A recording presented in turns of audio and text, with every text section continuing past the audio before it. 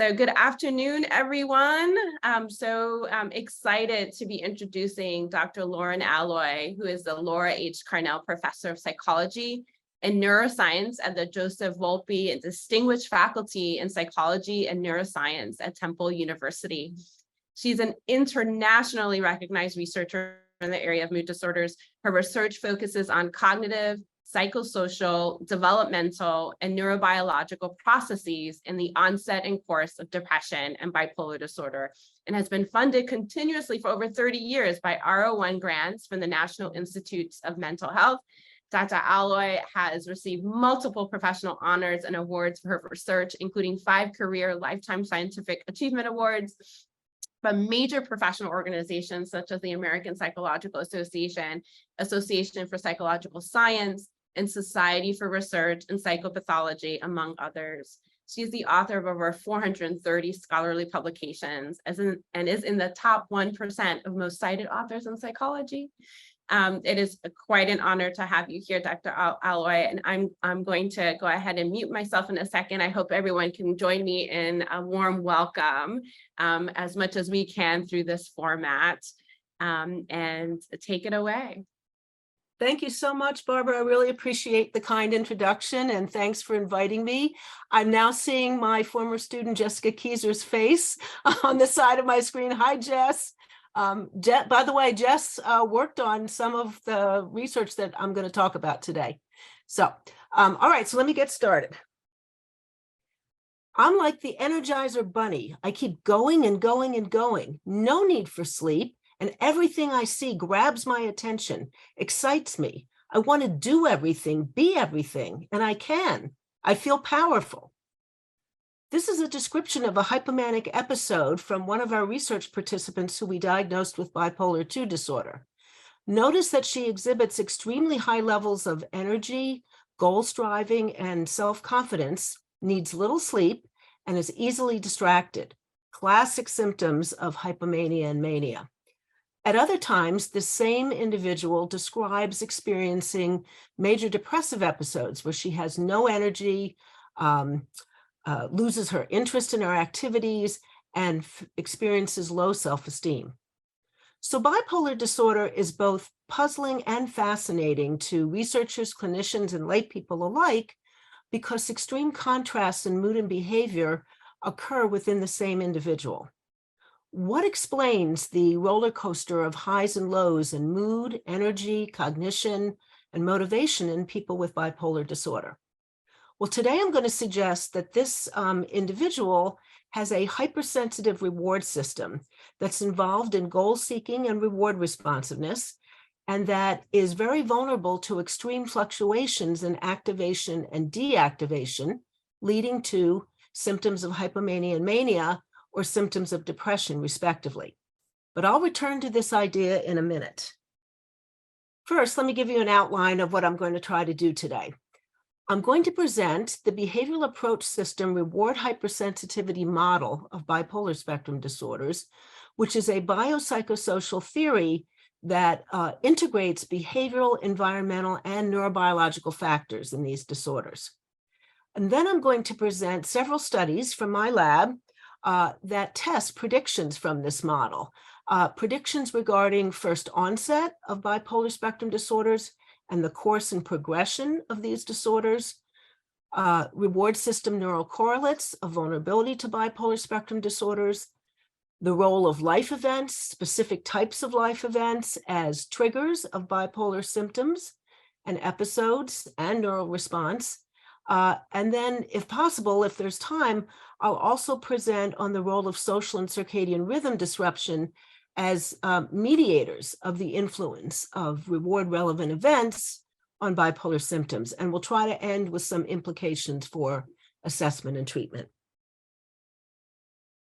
Okay, so given this audience, I imagine you're all pretty familiar with both mania, hypomania, and depression. I'll just say that the presence of either a hypomanic or a manic episode is the sort of central feature of bipolar disorders.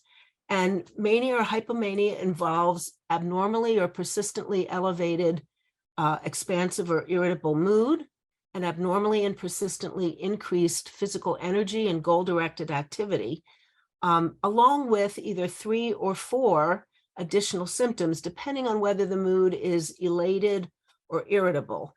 And some of the other symptoms are inflated self-esteem or grandiosity, decreased need for sleep, person is more talkative than usual or feels a pressure to keep talking, experiences racing thoughts, they're very distractible, have an increase in goal-directed activity, and they show excessive involvement, often in impulsive or risky activities that are often rewarding, but do have a potential for negative consequences like shopping sprees, speeding, foolish business investments, and so on.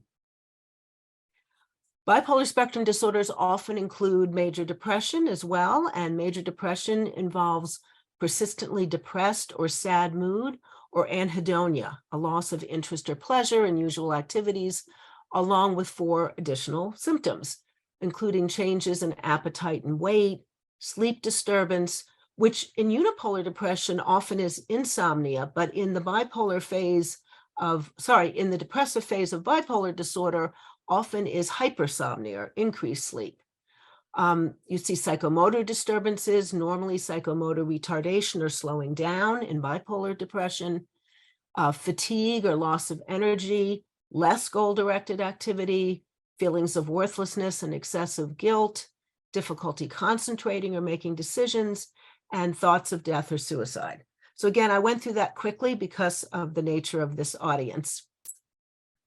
Okay, so research has supported a continuum or spectrum of severity of bipolar disorders, ranging from cyclothymia at the milder end, where an individual experiences periods of depressive symptoms and hypomanic symptoms, but they've never had a full-blown episode of major depression or a manic episode, to bipolar 2 disorder, where the person experiences at least 1 hypomanic episode and at least 1 major depression in their lifetime, but they've never had a full-blown manic episode, to, at the most severe end, bipolar 1 disorder, where the person has experienced at least 1 full-blown manic episode. And the milder forms of bipolar spectrum disorder can progress to the more severe forms if you follow individuals over time. And I'll show you some findings relevant to that shortly. Okay, just a little bit of information about bipolar spectrum disorder to sort of serve as a background or context for my talk today. So bipolar disorders, when you consider the whole spectrum, are fairly frequent. So about 4.5 to around 7% of the US population has a bipolar spectrum disorder. And they're often associated with serious personal, social, and economic costs due to severe impairment. They're the 6th leading cause of disability worldwide, but they're also often associated with high achievement and creativity as well. Age of onset typically is in adolescence or early adulthood.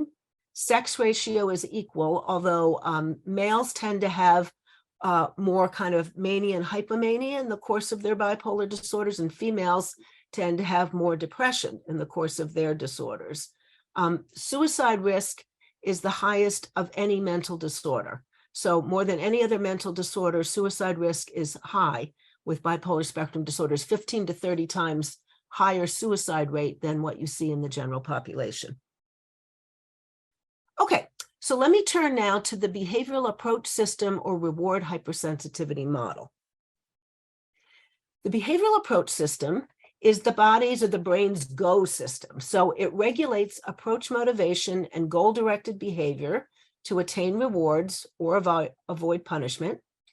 It's activated by rewards or goal-relevant cues, and those cues can either be external, for example, a delicious hot fudge sundae in front of you, or the opportunity for promotion at work, or they can be internal cues of goals or rewards, like expectancy of winning an award.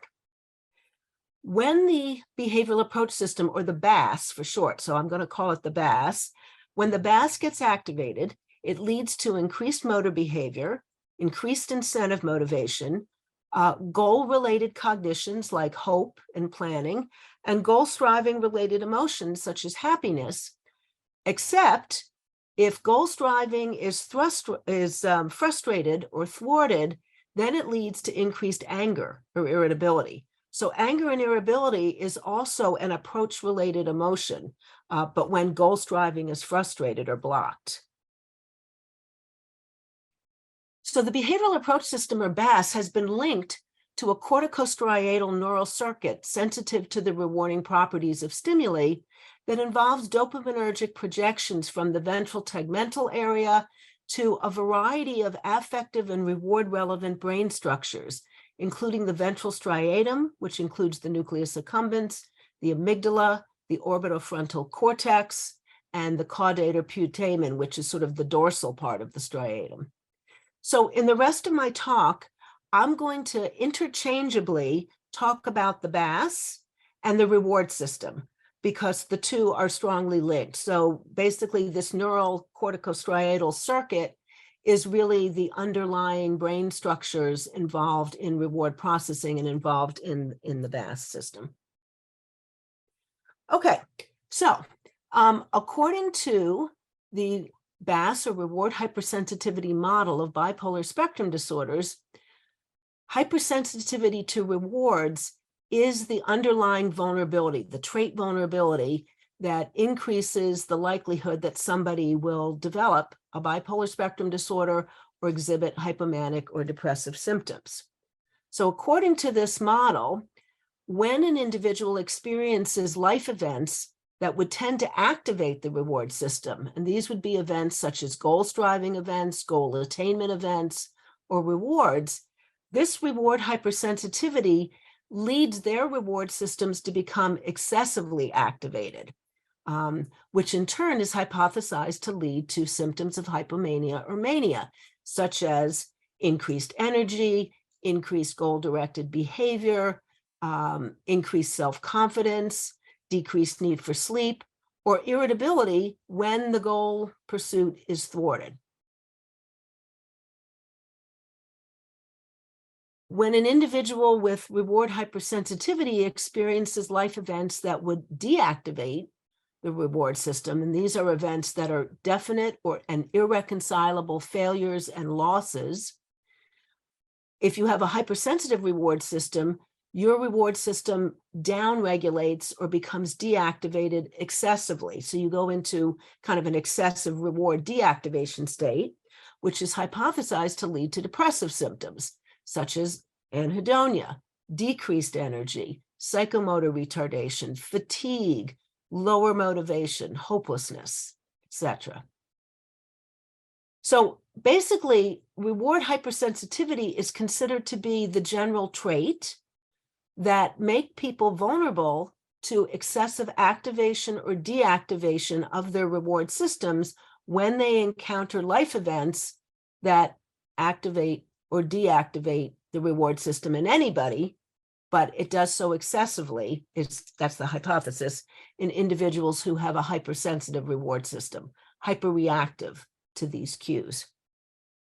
Okay, so the model also includes a transactional component in which individuals who have hypersensitive reward systems tend to behave in ways that expose them to the very reward system activating and deactivating events to which they then respond excessively. It's kind of like a double vulnerability. They both get exposed to these events more, and then they react to these events more strongly than the average person.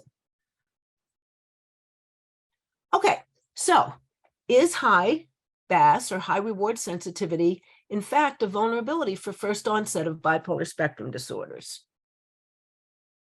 Well, an optimal period within which to look at reward processes within bipolar spectrum disorders is adolescence. Adolescence is an age of risk for bipolar conditions. In fact, the onset of most bipolar disorders do tend to occur in adolescence or early adulthood. It's also a developmental period involving heightened reward sensitivity. So in adolescence, that corticostriatal circuit I showed you that's implicated in reward processing, it undergoes rapid development, resulting in normative increases in sensitivity to and motivation for rewards. Thus, we conducted Project TEAM, which stands for Teen Emotion and Motivation, using a behavioral high-risk design to test the vulnerability hypothesis of the reward hypersensitivity model. We screened 10,000 teenagers, ages 14 to 19, with 2 self-report measures of trait reward sensitivity, the Carver and Wright Behavioral Inhibition System, Behavioral Activation System scales, BIS-BAS, and the sensitivity to punishment, sensitivity to reward questionnaire. And we screened them blind to any symptoms they might have been showing and any family history of mood disorders. And based on that screening, we identified 2 groups of participants we were interested in. One was a high BAS or high reward sensitivity group who scored in the highest 15th percentile on both the BAS total scale and the sensitivity to reward scale. And we compared them to a moderate BAS or reward sensitivity group who scored in the 40th to 60th percentile on both of those measures. And we chose a moderate reward sensitivity group as the comparison group in order to represent like average levels of reward sensitivity in the population. This just gives you a sense of some of the items on the BAS and the sensitivity to reward scale, so you have a sense of what these are measuring. So the BAS scale includes 3 subscales: drive, reward responsiveness, and fun seeking. Drive gets at motivation to go after rewards. When I want something, I usually go all out to get it. Reward responsiveness is getting at how responsive you are to rewards when you experience them. So when I get something I want, I feel excited and energized. And fun seeking gets at kind of willingness to sort of engage in sensation seeking or try new things. So to sort of just be open to rewards. The sensitivity to reward scale asks about more specific types of rewards. So questions about monetary rewards, social rewards like being praised. So this gives you an idea of what these scales are measuring. Okay, so the second phase of selection for participants for Project Team, we gave a lifetime psychiatric diagnostic interview to the participants who met the high BAS versus moderate BAS sensitivity criteria. The interviewers were blind to the participants' BAS risk group status and to their scores. And basically any teenager who met DSM-4 or research diagnostic criteria for any past bipolar spectrum disorder or even a single episode of hypomania were excluded from the study. So I would like you to try to remember for the rest of my talk that the Project Team sample consists of teenagers who've never shown any bipolar disorder, never even shown a single episode of hypomania in their life. Okay, then we conducted a prospective longitudinal study in which we followed them over time. And at time 1 or baseline, we gave them some additional measures of goal striving and reward responsiveness. So the goal striving measure was the WAS UP, which stands for the willingly approached set of statistically unlikely pursuits. Great acronym. I didn't make it up. Anyway, this is a measure of whether the teenagers set highly ambitious goals for themselves. So they rate 30 different goals that are very, very ambitious. For example, you'll have a major role in a movie. You'll have $20 million or more. And they rate how likely it is that they set these goals for themselves. And then in addition, we had them do a behavioral reward task, the CARROT, which is the Card Arranging Reward Responsivity Objective Test. And it's basically a card sorting task where what we're looking at is whether they speed up their responses and are able to sort more cards into categories correctly when they're offered monetary rewards for sorting than compared to a trial where there's no monetary reward. So it's like the difference in the number of cards you sort when offered, basically get a quarter every 5 cards you sort correctly versus when they're not paid for sorting. So it's a behavioral reward responsiveness measure. Okay, and our hypotheses were that the high BAS or high reward sensitive participants would be more likely to have a first onset of a bipolar spectrum disorder if we followed them prospectively than the moderate BAS or reward sensitive participants would be. We also predicted that ambitious goal striving on the was up and high behavioral reward responsiveness on the carrot also would predict first onset of bipolar spectrum disorder and would mediate the association between BAS risk group and prospective onset of a bipolar disorder. We followed the participants initially for just about a year, about 12.8 months on average. We gave them diagnostic interviews every 6 months. The interviewers were unaware of their BAS risk status, their scores on the was up or the carrot. Okay, so this slide now shows you, we're looking at on the y-axis, the percentage of participants who had a first onset of a bipolar spectrum disorder in about the first year of follow-up. We're controlling for time 1 symptoms and for family history of bipolar disorder. And what you can see is that the high BAS group in the blue bar is significantly more likely, and in fact, 3 times more likely to have a first onset of bipolar spectrum disorder than the moderate BAS group in the pink bar. So reward sensitivity, trait reward sensitivity as measured by these self-report measures predicts who's going to develop a bipolar spectrum disorder among teenagers who've never had one, never even shown a hypomanic episode before.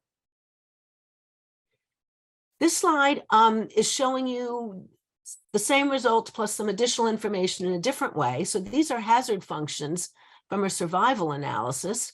And what we're looking at is lifetime days prior to first onset of an episode and the cumulative hazard function here.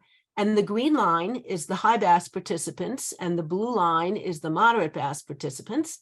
And what you can see is that, again, controlling for baseline symptoms and family history of bipolar disorder, that the high BAS participants not only are more likely to develop a first onset, but they do so much faster. So they're significantly faster to have an onset of a bipolar spectrum disorder than the moderate BAS participants who did happen to develop one. Next slide shows you the hazard functions for the ambitious goal striving on the was up. And now we're not only controlling for symptoms and family history of bipolar disorder at baseline, we're also controlling for BAS risk group status. And what we found is that those participants who were high in ambitious goal striving, in the green line, were significantly more likely to have a first onset and had a shorter time to first onset than did those who were lower in ambitious goal striving, and that this ambitious goal striving partially mediated the BAS risk group effect on prospective onset of bipolar spectrum disorder. And now here are the results for the carrot, the behavioral reward responsiveness task. And likewise, controlling for symptoms, family history, and BAS risk group, those who showed greater reward responsiveness on the carrot in the green line were significantly more likely and had a shorter time to onset of a bipolar spectrum disorder than those who scored lower on the carrot. However, the carrot task did not mediate the effects of BAS risk group. So let me summarize where we are so far. Is high BAS reward sensitivity a vulnerability for bipolar spectrum disorders? Yes, these data suggest that it is, because this is a truly prospective study with teenagers who've never shown any evidence of hypomania or bipolarity in their life, where we can predict within a first year of follow-up that those who are high in reward sensitivity, self-reported reward sensitivity, are 3 times more likely to develop a first onset of bipolar spectrum disorder. In addition, ambitious goal striving and high reward responsiveness also predict greater likelihood and shorter time to onset of bipolar spectrum disorder, and the ambitious goal striving partially mediated the high BAS prediction of bipolar onset. Okay, what about, does reward sensitivity affect the course of bipolar spectrum disorders? We also tested whether reward sensitivity would predict time to recurrence and likelihood to recurrence of bipolar mood episodes, and whether it predicts who among individuals who do have a milder form of bipolar spectrum disorder are going to get worse over time and progress to more severe disorders. To do this, we did a different study. This is the LIBS project, which stands for Longitudinal Investigation of Bipolar Spectrum Disorders. And again, we had a two-phase screening procedure. This time we screened over 20,000 18 to 24-year-olds with the General Behavior Inventory, which is a self-report measure that captures bipolar symptoms. So depression symptoms, hypomania, mania symptoms, and biphasic symptoms. And based on scores on this measure, we selected a potential bipolar spectrum group who scored above the cutoff on the depression scale and above the cutoff on the hypomania biphasic scale. And we included a potential healthy control group who scored below these cutoffs. Then what we did was we actually gave them a lifetime psychiatric diagnostic interview to see if they met criteria for a disorder in the bipolar spectrum. And our final sample consisted of a bipolar spectrum disorder group who did meet criteria for a DSM-4 or research diagnostic criteria, bipolar 2 disorder, cyclothymia, or bipolar not otherwise specified. But they did not have bipolar 1. That is, they had never had a manic episode. And the reason for that is one of the major goals of the LIBS project was to predict progression and who's going to develop bipolar 1 from those who have these milder bipolar conditions at the start. We also selected a control group. So these were the individuals who scored low on the General Behavior Inventory. And in addition, after diagnostic interview, they had no personal or family history of any mood disorder, and they had no personal history of any forms of psychopathology other than they could have a specific phobia. So that was okay. And then the two groups were matched 1-to-1 on age, sex, and race ethnicity. And then we followed them for 4.5 years, doing diagnostic interviews about every 4 months. Okay, so this slide is showing you time to recurrence of a hypomanic or manic episode among just the participants with a bipolar spectrum disorder at baseline, and we're controlling for initial symptoms. And also at baseline, we gave them the BIS-BAS scale.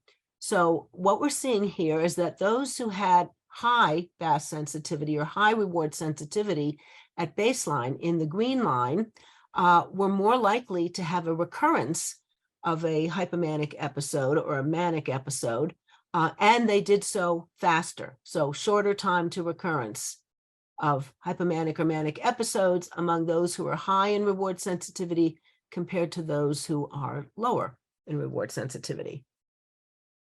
Here we're looking at time to recurrence of a major depressive episode.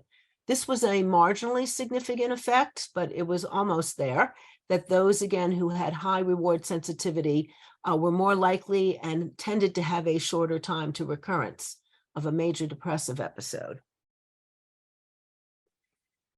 Now let's take a look at whether reward sensitivity predicts progression to more severe disorders along the spectrum. So at baseline, of our total number of 201 participants with a bipolar spectrum disorder, 57 of them had either cyclothymia or bipolar not otherwise specified, which typically meant they had at least one hypomanic episode. 42% of them progressed to bipolar 2, meaning that during the time we followed them, they had their first lifetime onset of a major depressive episode, which now gave them a bipolar 2 diagnosis. 10.5% of them had their first onset of a manic episode, which means now they would be considered bipolar 1. And then out of the 144 participants that had bipolar 2 at baseline, about 17.5% had a first onset of a manic episode and developed bipolar 1 disorder. Okay, what this slide is showing you is this is just the 57 participants who had cyclothymia or bipolar not otherwise specified at baseline. And we're looking at whether BAS sensitivity predicts their progression to bipolar 2 disorder, meaning they had an onset of a major depression during follow-up. So on the y-axis is the BAS total score. We're controlling for their age at onset because earlier age of onset also predicted greater likelihood of converting to a more serious disorder, time 1 symptoms, and family history. And what we found is that those participants who converted or developed bipolar 2 disorder in the blue bar had significantly higher BAS, particularly the fun-seeking scale, marginally higher BAS total score than those who did not convert. But again, this is a smallish N of only 57. If we look at now the entire sample of bipolar spectrum participants, all 201 of them who had either cyclothymia, bipolar NOS, or bipolar 2, and who converted to bipolar 1 disorder, initial onset of a manic episode, we found that those who developed a manic episode and developed bipolar 1 disorder over follow-up had significantly higher BAS total scores at baseline than those who did not, controlling for age of onset, time 1 symptoms, and family history. And this was true both for the BAS total scale and for the fun-seeking subscale. Okay, we also looked at reward sensitivity measured in other ways. So far I've told you about self-report, behavioral. It turns out that relative left versus right hemisphere frontal cortical activity, as measured by EEG in the alpha frequency band, is a very stable neurophysiological index of reward sensitivity and activation. So a lot of work done by other people has shown that when individuals show greater left than right frontal cortical activity in the resting state, that this is associated with approach motivation, approach behavior, BAS sensitivity, and it's also been found to be associated with hypomanic and manic symptoms. Whereas when right hemisphere cortical activation is greater than left, that's been associated with behavioral inhibition system, withdrawal, and so on. And it turns out that this index, this asymmetrical frontal cortical activity index, as measured on EEG, correlates pretty well with self-report measures of the BAS versus the BIS ratio. And this has all been established with these kinds of studies by other people, not me. Okay, so we hypothesized then that if we also measured resting left frontal EEG asymmetry at baseline among some of the LIBS project participants, that it might predict who's going to develop a first manic episode and develop a bipolar 1 disorder over follow-up. Excuse me. So we had 58 of our participants who had either bipolar 2 or cyclothymia at baseline. We measured their EEG at baseline. We followed them prospectively for about 4.5 years, and 16 out of the 58 did develop mania and converted to bipolar 1. So what we're looking at here is on the y-axis, this is the EEG frontal asymmetry score, where a higher score indicates greater left than right frontal cortical activity. And what you can see is that in the blue bar, those who develop bipolar 1 over follow-up, controlling for initial symptoms, had higher asymmetrical EEG scores than did those who did not convert. So greater left than right frontal cortical activity also predicts who develops bipolar 1 among those who have milder bipolar conditions to start with. So let me summarize what we've learned about the course of bipolar disorder. Does reward sensitivity affect the course of bipolar disorder? Yes. High reward sensitivity predicts greater likelihood and faster time to recurrence of hypomanic or manic episodes and marginally to major depressive episodes.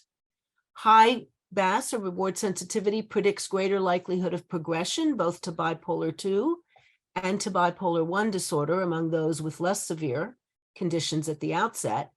And greater relative left frontal EEG asymmetry also predicts greater likelihood of progression to bipolar 1 disorder or a first onset of a manic episode.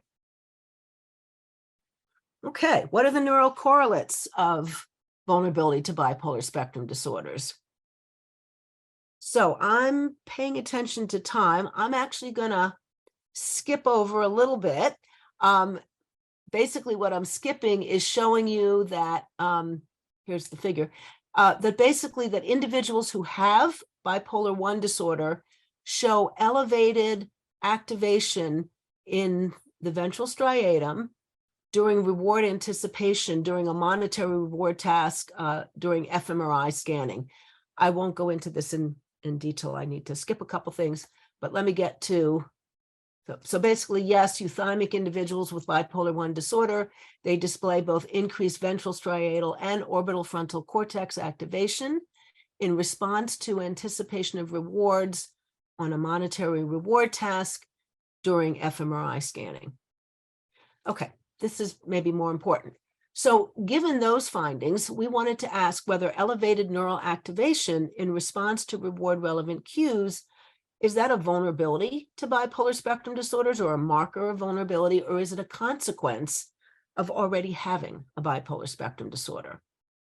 So what we did is, now we're back to the project team participants. So these are the participants who, again, began with no prior history of bipolarity or even hypomania. And we did an fMRI scan with them after they had been in project team for quite some time. So this is after years of follow-up in project team. We gave the monetary incentive delay task. We had 3 groups of participants we were interested in comparing. Moderate BAS participants, the high BAS or high reward sensitivity participants that I've already shown you are vulnerable or at risk for developing a bipolar disorder, but these had not developed one yet at the time of the scan, and another group of the high BAS participants who had developed a bipolar spectrum disorder over follow-up in project team. And here are hypotheses or our reasoning.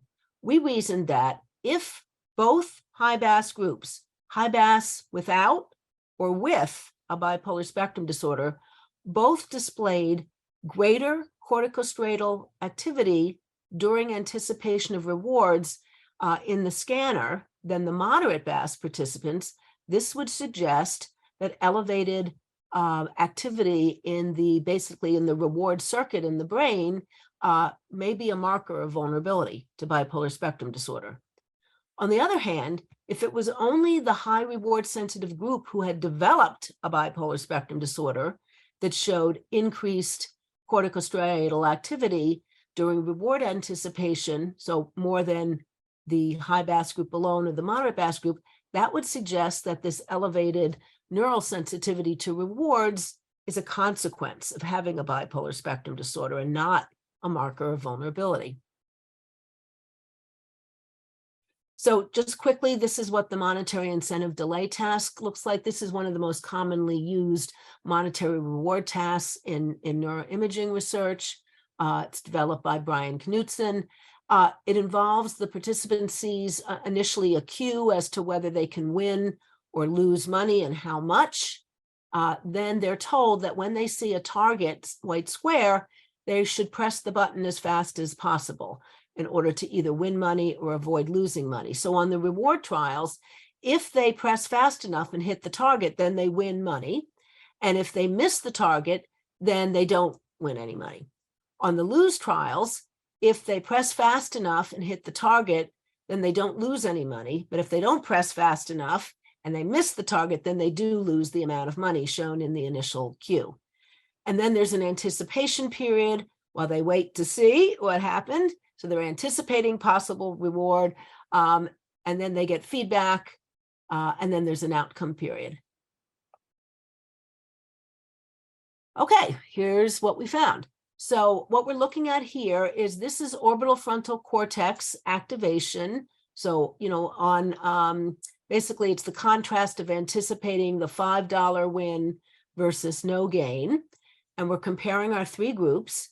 And what we found is that bilateral orbital frontal cortex activation during the reward anticipation period on the monetary incentive delay task in the scanner, that activation was significantly greater for both the high BAS groups, both with a bipolar spectrum disorder and without a bipolar spectrum disorder, compared to the moderate BAS or moderate reward sensitivity group, consistent with the vulnerability hypothesis. So this suggests that neural activation in the OFC might be a marker of vulnerability to bipolar spectrum disorders.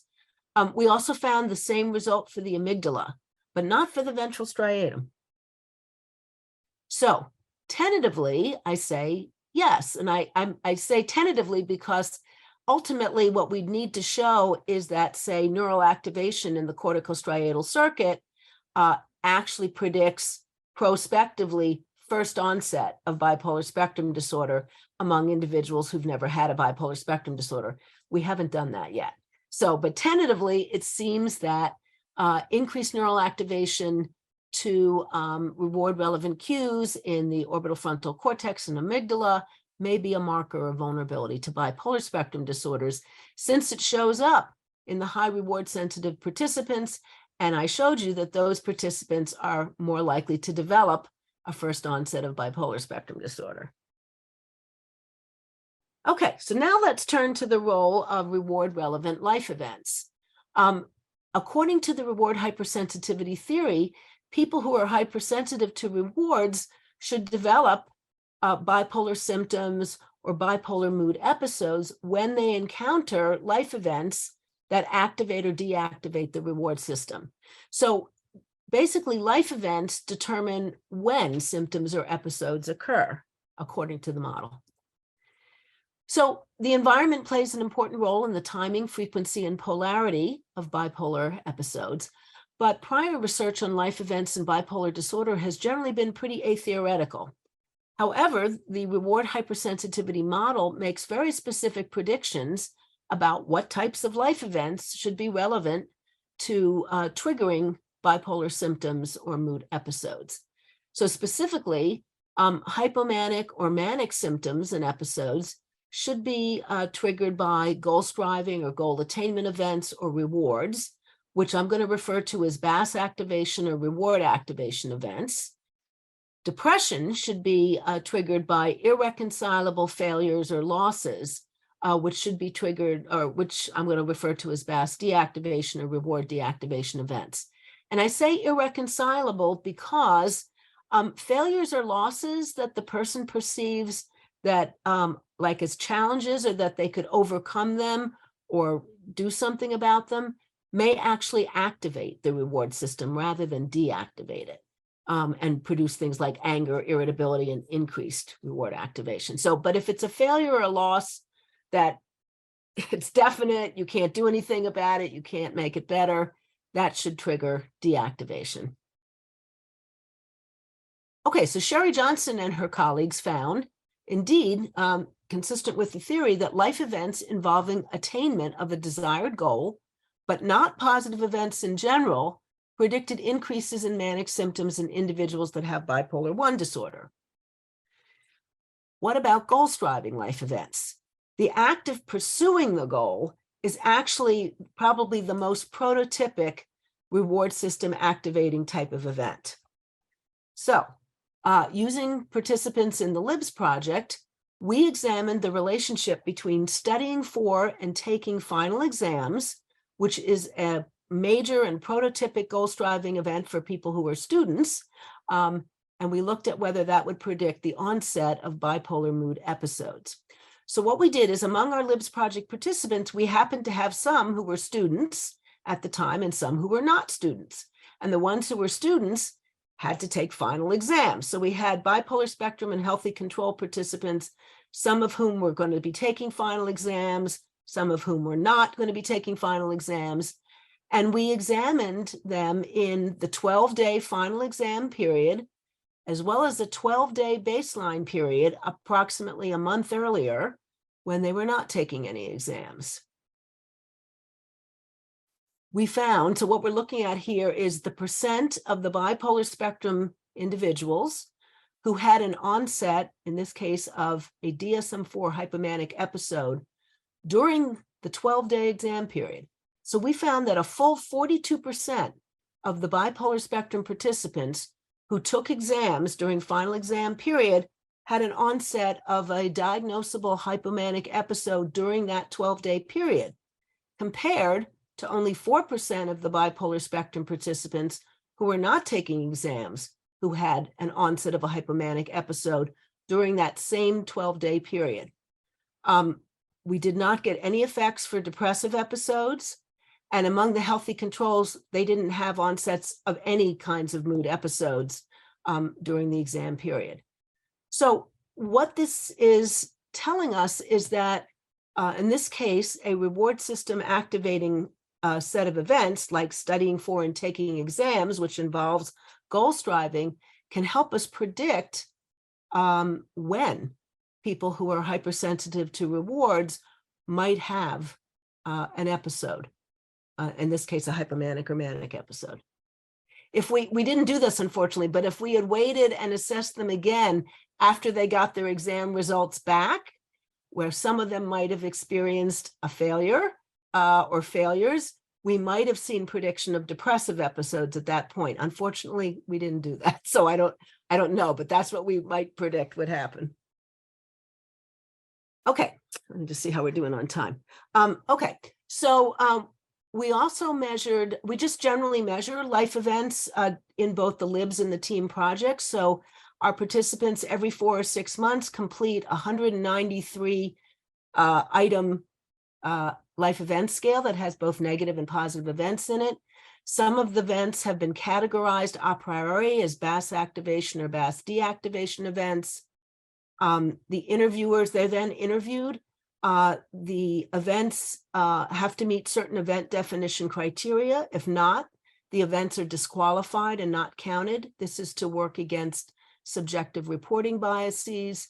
The events that qualify are dated to the day. They're rated on their objective impact and on social rhythm disruption, which we're unfortunately not going to get to just looking at the time. But if you ask me questions about that, I'll tell you more about that. The interviewers are blind to their risk group status, to symptoms, diagnoses, and so forth. So what we wanted to ask next is whether, and we did this within the LIBS project, we asked whether the combination of sort of BAS reward sensitivity group in interaction with experiencing either reward system activating or deactivating events would predict increases in hypomanic, manic, or depressive symptoms, respectively. So what we're looking at here, these are the LIBS project participants. We're looking at interviewer-rated symptoms on the diagnostic interview.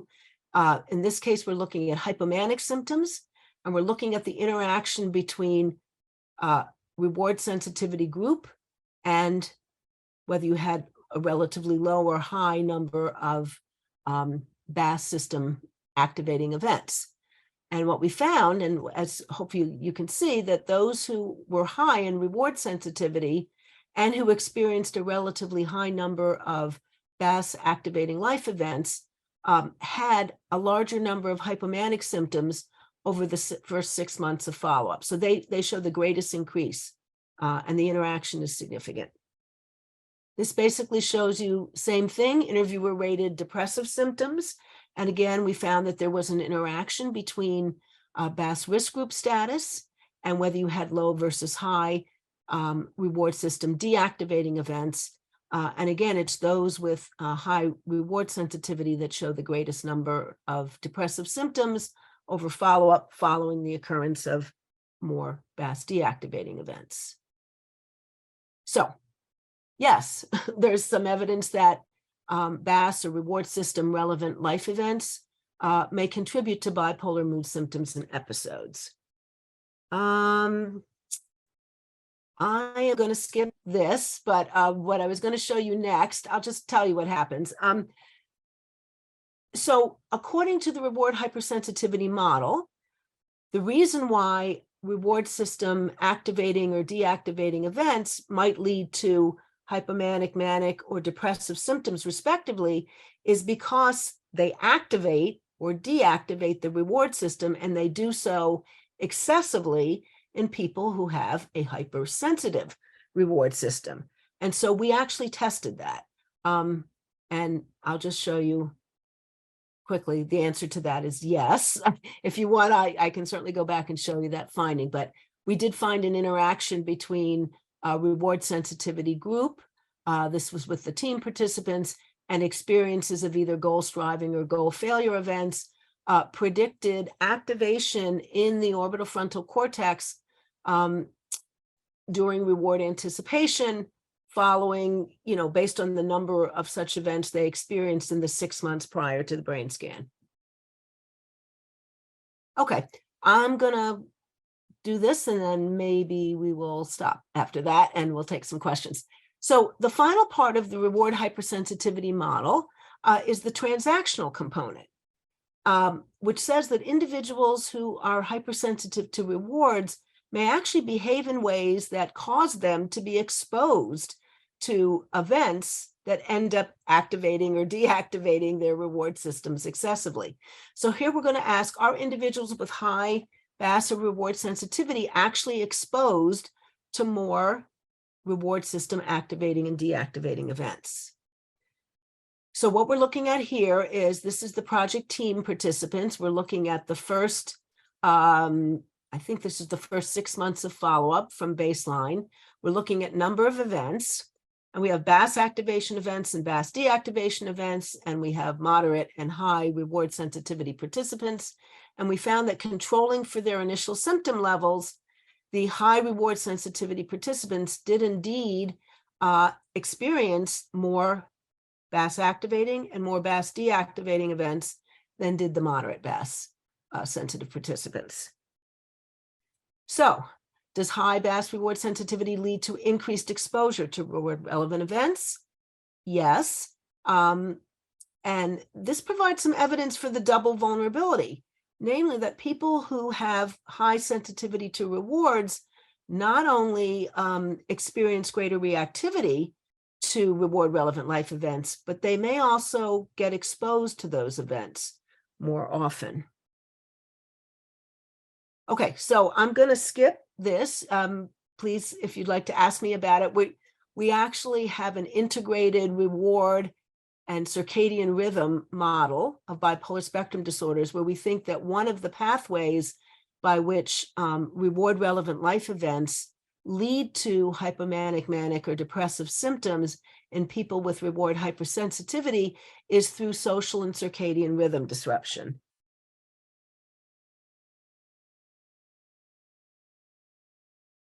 Sorry.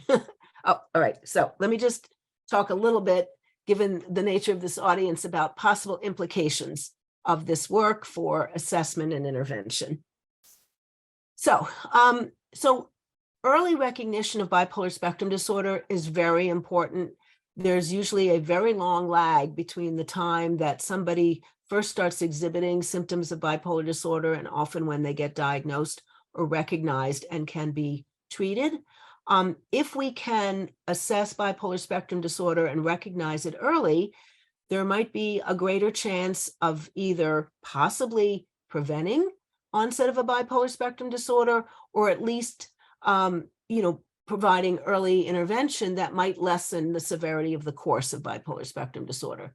So the work I presented to you today suggests that it might be possible to identify adolescents who are at risk for bipolar spectrum disorder with self-report behavioral and neural measures of reward sensitivity. And you could imagine even like a multi-stage process where initially one could use very low cost, very easily administered self-report measures such as the BIS-BAS scale, ambitious goal striving, etc., to identify adolescents who score really high on those measures. So again, we were looking at like upper 15th percentile. And then if they do score high on those measures, one could imagine doing further assessments, maybe with behavioral reward measures, such as the carrot task, or even fMRI, which of course is much more expensive and obviously involves much more, but maybe one would do that if other indicators suggested high reward responsivity. And then you could intervene early with those at-risk adolescents to, if not prevent onset of bipolar spectrum disorder, perhaps improve the course so that it doesn't progress. In terms of treatment, the reward hypersensitivity model suggests that medications or neural manipulations, such as transcranial magnetic stimulation or other kinds of transcranial direct stimulation that target the brain's reward circuitry, may have promise One of my colleagues and I have a grant proposal in to do this, to manipulate the ventral striatum through manipulating the orbital frontal cortex and see what effect that has on bipolar symptoms. Also, psychoeducation is important. So almost all empirically supported psychosocial treatments for bipolar spectrum disorder involve psychoeducation as an important component. And part of that psychoeducation usually involves teaching clients and, say, their families to be able to recognize potential triggers of bipolar symptoms. So the line of research I presented today suggests that recognizing goal-relevant events and reward cues as potential triggers of bipolar mood episodes might be important to teach clients and families to do that, to potentially also teach the client to regulate excessive goal striving. So again, it's not that we want people not to be engaging in goal striving. It's very important to go for one's goals, but to maybe be able to regulate excessive goal striving. They also could be taught about the fact that through some of their own behaviors, they may generate or expose themselves to reward relevant events that could then trigger symptoms. And I didn't get a chance to present this to you, but I would have shown you data that suggested that maintaining regular social rhythms is also important, and that's a central feature of interpersonal and social rhythm therapy for bipolar spectrum disorders. If we take the perspective of cognitive behavioral therapy for bipolar spectrum disorders, cognitive restructuring could focus on excessive goal-striving attitudes and beliefs. So I didn't show you this, but our work suggests that individuals vulnerable to bipolar disorder have very perfectionistic beliefs. They're very high in achievement motivation. I did show you they're very high, often in ambitious goal striving. And so cognitive restructuring might focus a little bit on, trying to rein in a little bit excessive goal striving attitudes. It might also identify or challenge beliefs that lead to very extreme goal setting, very heightened success expectations, which in turn, if they don't occur, could then lead to depression. Dominic Lamb has developed strategies for behavioral deactivation to decrease goal-directed activity during prodromes of hypomania and mania. And likewise, there are behavioral activation strategies that could increase goal-directed activity during depression prodromes. So I'll just add with some conclusions. So reward hypersensitivity model has considerable empirical support. Further research on this model, I think, has great promise for elucidating mechanisms involved in the onset and course of bipolar spectrum disorders. And work on this model may lead to early identification of individuals at risk for onset and a worse course of bipolar spectrum disorder, and could lead to more targeted prevention and intervention strategies. And I just want to thank all my collaborators. As Hillary Clinton once said, it takes a village. And right here is Jessica Keyser, who's part of that village. Okay, so let me stop there. That was fantastic, of course, Dr. Alloy. Thank you. So comprehensive, and bringing it back to the clinical implications is huge. It's so important. Thank you for that. I'd like to pass the mic to one of our doctoral interns, Maria Jimenez Salazar, who has a fantastic question. Maria, are you still online here? Hi, yes, I am. Thank you so much, Barbara. Hi, Dr. Alloy. Hi, Maria. Thank you for the wonderful presentation. I feel like I've learned so much just in hearing this talk, and I'm very much looking forward to diving deeper. But my question is, in hearing you present, I'm thinking about the social contribution and social determinants of reward sensitivity and goal-driven behavior. And I guess you also expanded upon that in terms of the influence of life events. And I'm thinking of how individuals and teens may perceive life events as more consequential, depending on where they are embedded in their social structure and environment. Mm-hmm. So I'm super curious to hear your perspective on the influence of unpredictability in one's social environment in reward sensitivity and goal-driven behaviors.